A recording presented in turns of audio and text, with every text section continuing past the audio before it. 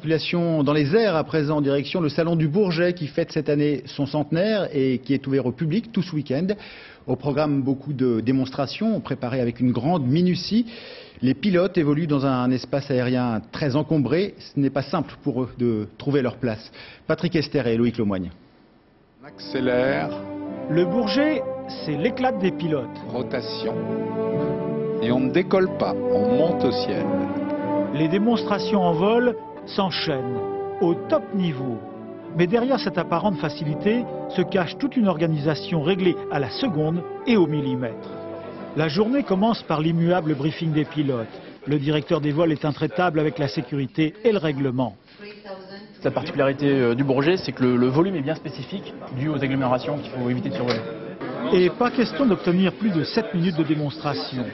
Même le pilote d'essai de l'Airbus 380, Jacques Rosé, essaye en vain d'avoir un peu de rame.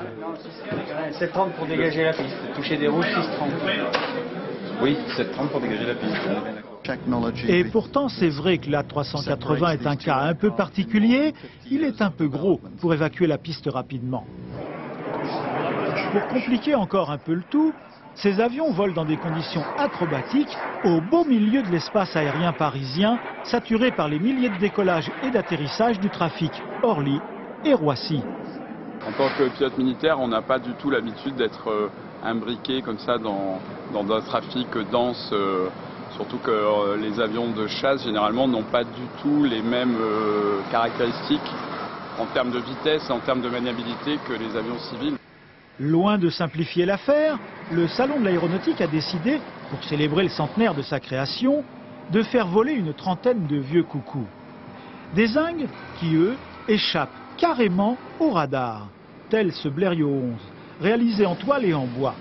En 1909, il avait permis à Louis Blériot de traverser la Manche. Des appareils un peu capricieux. 1 heure de vol, 5 heures de mécanique.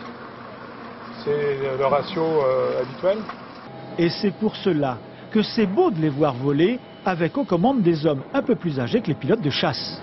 Oh, vieux pilote, on n'est pas encore si vieux que ça, mais c'est clair, nos avions ont un certain âge et celui-là, le Mohan, il est unique au monde. Dès demain, le grand public pourra juger sur pièce.